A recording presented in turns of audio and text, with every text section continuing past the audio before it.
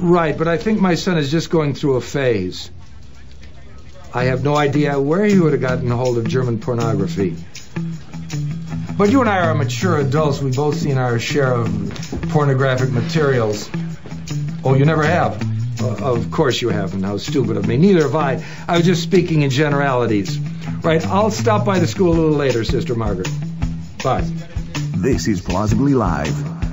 I think that I have been clear through the years that the idea of impeachment is very problematic. And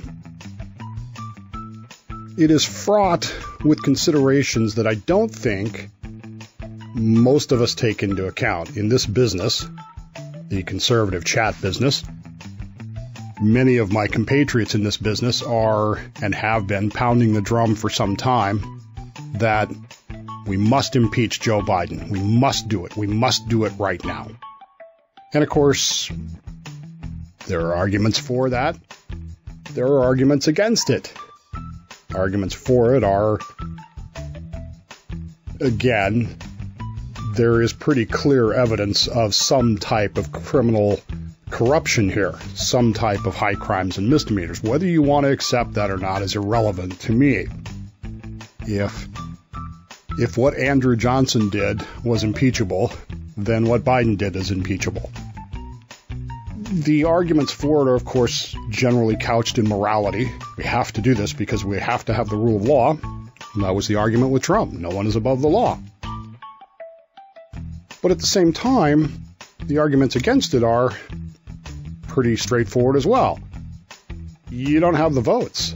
You're not going to get a conviction in an impeachment trial. You're just not going to get it. Unless you have video of Joe Biden punting Ukrainian puppies off the Kerch Bridge, and you don't, you're not going to get a conviction. Ever. So is it just a waste of money? Is it a waste of time? Is it a morality play? What is it? Which is why everyone was agog yesterday and this morning. Although there are UFO hearings going on the Hill again today, which means there's something else going on that they don't want us to know about. But yesterday, Kevin McCarthy announced that he was going to, or that it was time to, commence a Biden impeachment inquiry. That is not an impeachment, but he said that it's time to start looking into what's going on, which I kind of thought they were already doing, but you know, what do I know? I'm not a congressman with the issues that are going on there. This, of course, set off a flurry of discussion, both in the press and in the talk radio world, with McCarthy floating this idea of an inquiry, not an actual impeachment. And, of course, the theory here is that this will somehow or another placate those in the conservative right who have been calling for this. But it was also pointed out that this is not without risk, that there are potential problems here, that there are dangers involved with this idea. And of course, this is the monkey in the wrench, isn't it? It's the argument about whether or not this should proceed or not. Impeachment is not unique to America. You need to understand that. Even in 1787, we borrowed it from the British system, which Hamilton had said at the convention is the best system, and we would do well to emulate it. Of course, that didn't go over well, but when it came to this presidency thing, and we could spend a lot of time on the debates and discussions over how to elect a presidency. There's really the two debates. How do we elect it? And what do we do when the guy turns out not to be George Washington, as 46 of them have done? What do we do when we got somebody we got to get rid of because this person is bad? The convention had actually settled on these words. Are you ready? Malpractice and neglect of duty. Those were the two reasons to impeach a president. When they went on their little vacation and they came back, the Committee on Detail had massaged that a bit, and they came up with these 4 reasons for impeachment: treason, bribery, high crimes, and misdemeanors. What they did not do was define really what at least 2 of those mean. Treason and bribery are pretty obvious, but what is a high crime? What is a misdemeanor? And much like in theology, everybody knows what it is, except that you can't tell me what it is, because it's different to every person. It's like pornography. Nobody can define it, but we all know it when we see it, right? What's porn to you might not be to me. What's a high crime to me might not be to you. The other alternative for getting rid of a president, by the way, Ben Franklin pointed out quite cogently, was, look, we can either impeach him or we can assassinate him. There's problems with assassination, obviously. That causes, that comes with other problems, and we don't really want to do that. So we need this legal system, this constitutional system, for removing the president. They never really got back to this debate over why. Malpractice and neglect of duty might ultimately have made more sense, but the Committee on Detail changed it. Treason, bribery, high crimes, and misdemeanors. It's not an assassination, but impeachment is a political act. And we've seen through our history the use of this political act now multiple times. In 1868, it's the wrong slide. In 1868, Andrew Johnson had become president upon the death of Abraham Lincoln, was impeached by the House of Representatives in February of 1868. In March through May, they held the trial, and ultimately Johnson was acquitted by 1 vote. That's important to know, but what you need to understand is why he was impeached. Now go back to those reasons: treason, bribery, high crimes, and misdemeanors. What were the actual charges that the House made against Andrew Johnson? Anybody know? Bueller? He was accused of violating the Tenure of Office Act, which required by law the Senate's approval for the removal of certain office holders, which hitherto and subsequently they serve at the pleasure of the president. Specifically, it was Edward Stanton. That was the first article. The second article was also accusing him of violating the Tenure of Office Act. The third article accused him of violating the Tenure of Office Act. And Article 4 accused Johnson of issuing certain, quote, bitter and inflammatory speeches against Congress, which were intended to defeat the lawful measures of Congress, unquote.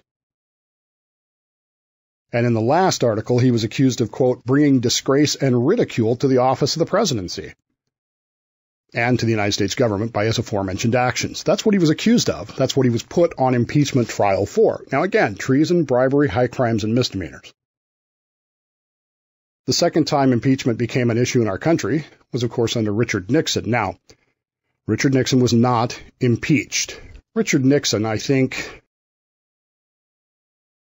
one of the things he does not get credit for is that he recognized that he had violated his oath of office and he had failed in his mission. And rather than put the country through an impeachment hearing, he resigned. Now, maybe you could argue that he was going to be impeached and he knew that, and maybe there was a deal with him and Ford. Who knows?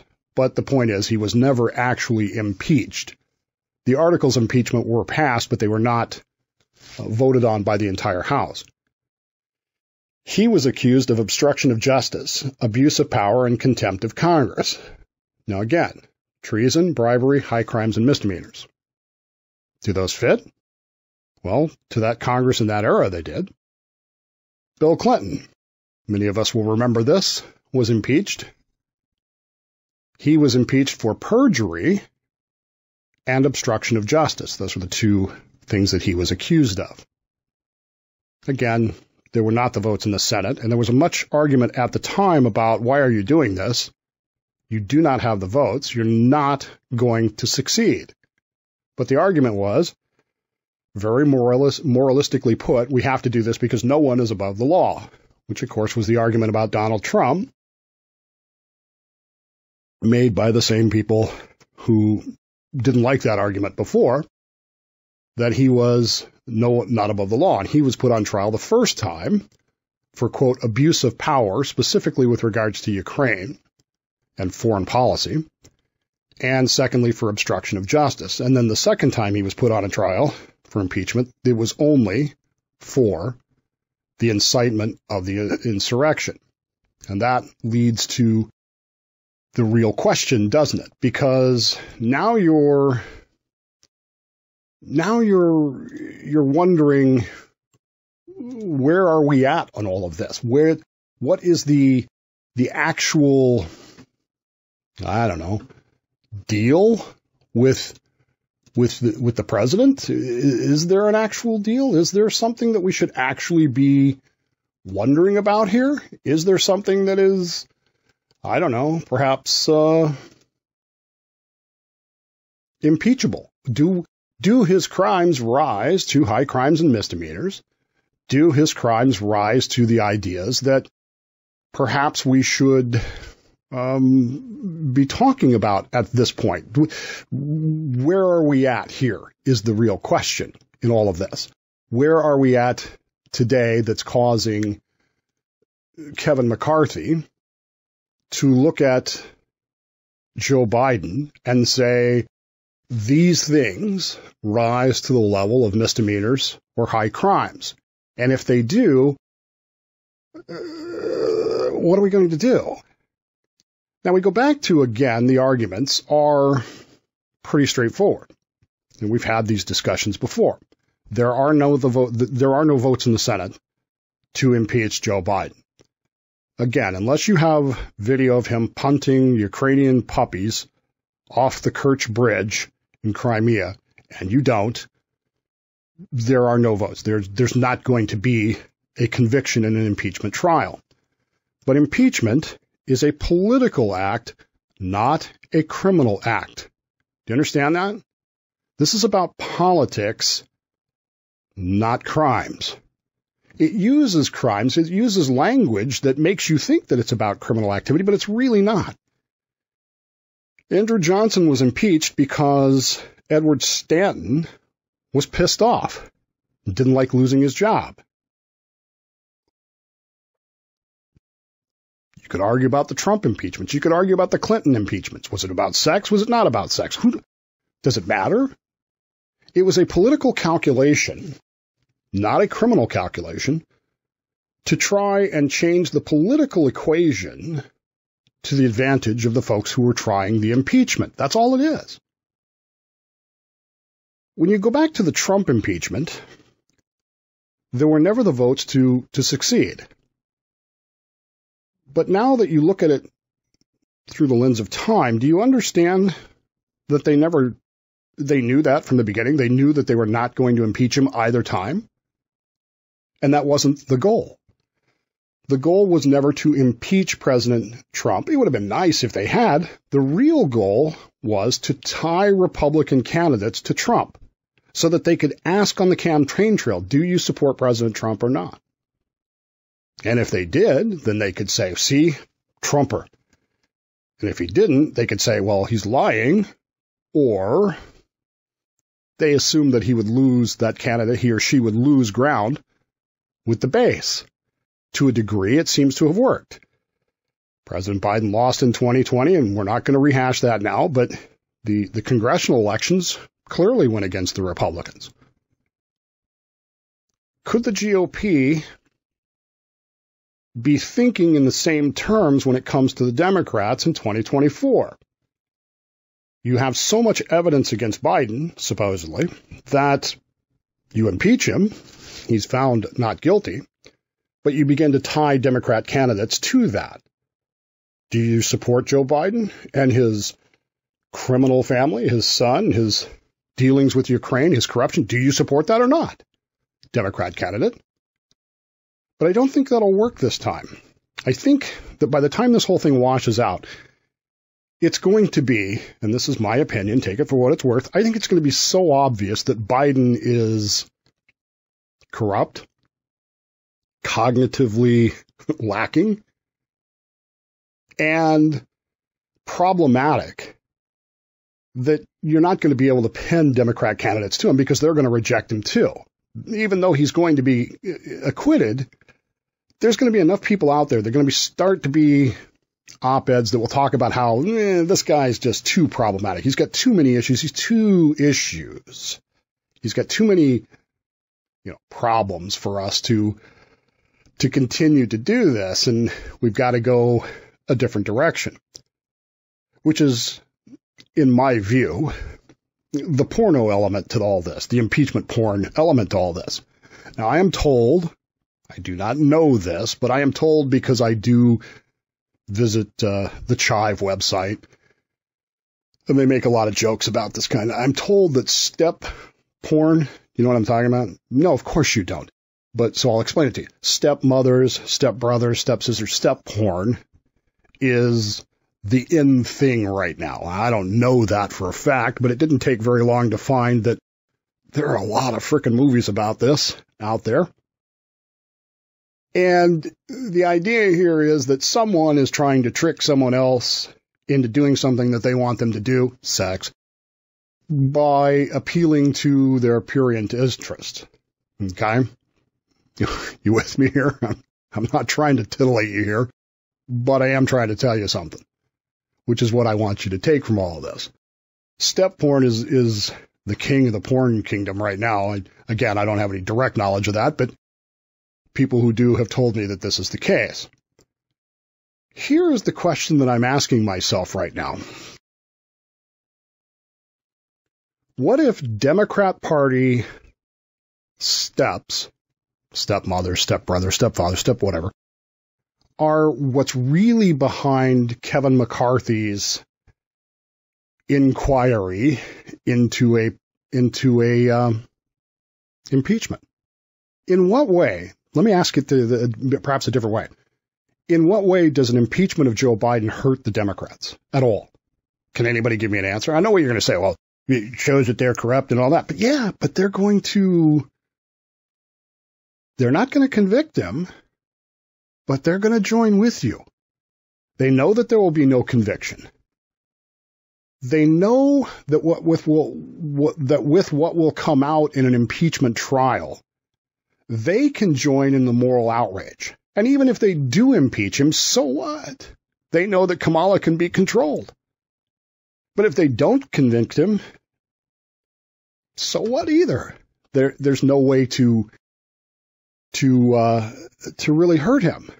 But they know that removes both Biden and Harris from 2024. There's no way that they can run again because, again, the candidates will be hit with, do you support Joe Biden and his corrupt family or not?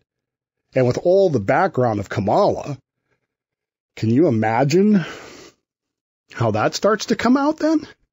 How did you get to be, Attorney General of the state of California? How did you get to be this? How? Do you really want all that porn flick stuff to come out? The Democrats don't. But here's a way to get rid of their two problematic people, Biden and Harris, without looking like they're trying to get rid of them. And they can still poke at the Republicans, so you're making stuff up. They can't lose. It's win-win-win. They get to yell at Republicans. They get Biden and Harris out of the way. And they open up their field for 2024 for Gavin Newsom or whoever. It's like a porno flick, folks. It really is. And yes, I have seen pornos. I was on the boat. It's designed to titillate and entertain you. And here we are talking about it. Here we are talking about this and not about UFOs, like Congress is doing it today. And it's just impeachment pornography. That's all it is. Nobody can define it. We can't tell you what it is. There's no absolute definition. Treason, bribery, high crimes, misdemeanors. But we know it when we see it, right? The bigger questions are, number one, do we even care? Does anybody actually care about all of this? I'm not sure anybody does, to be honest with you. But the bigger question that I have, particularly for Speaker McCarthy, is why? you're already morally outraged. You already know you don't have the votes. You already know that the argument about morality and no one is above the law doesn't work because Trump, Clinton, Nixon, Johnson, you know that argument doesn't work. What if the GOP, by doing this, by even entertaining the idea, is simply playing into the hands of the more progressive wing of the Democrat Party? Now, theoretically, they could use it against them. Do you support Biden? But those people are going to say, no, we don't support that corruption. We don't believe in that kind of thing. That's why we are here now. That's why we have removed them from our candidacy. And then what are you going to do? Go back and watch more impeachment porn?